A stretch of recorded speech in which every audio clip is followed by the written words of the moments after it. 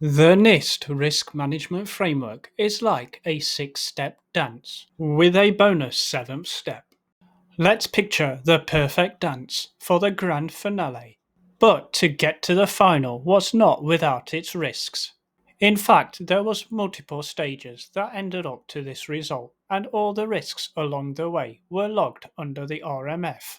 So, working backwards, this last stage was the grand finale, which in the RMF terms would be the authorized step. But what were steps 1 to 5? In other words, what stages authorize this final dance on the final stage? Well, let's take a few steps back, pun intended. Under the NIST RMF, the first stage is to prepare, as practice makes perfect. Oh yeah. So imagine setting the stage and preparing for the grand performance.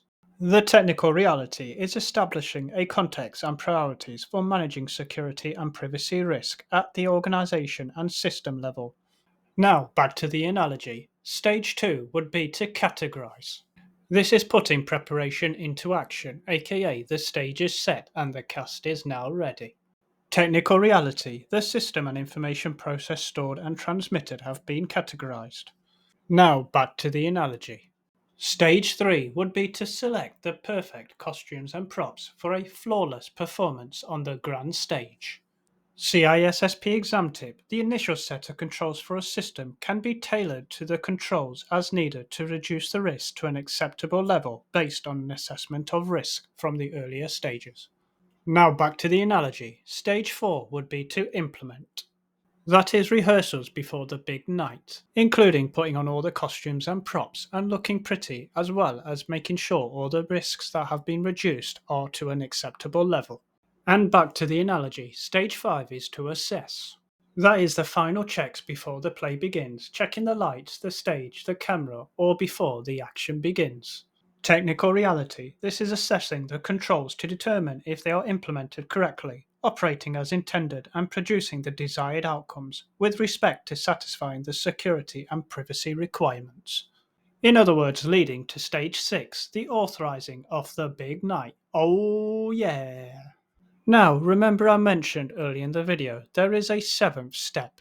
The reason for this is I wanted to make the analogy very clear by saying there are 6 steps to prepare for the dance, but the 7th is more an ongoing continuous task. The NIST RMF refers to this 7th stage as monitor. That is on an ongoing basis to ensure the system and associated controls, including assessing control effectiveness, documenting changes to the system and environments, conducting risk assessments and impact analysis, and reporting the security and privacy posture of the system, again continuously. In other words, to ensure a flawless and repeatable performance is performed every night. And finally, to summarize the full 7 RMF steps, here they are on the screen. For more detailed information, you can refer to the NIST RMF Special Publication Documents, which at time of recording is SP 800-37 and 800-53. Thank you for watching today's video. I hope you enjoyed the content as much as I enjoyed creating it. If you would like to see more content like this, it would be super fantastic if you could leave a like and subscribe to help support this channel's growth.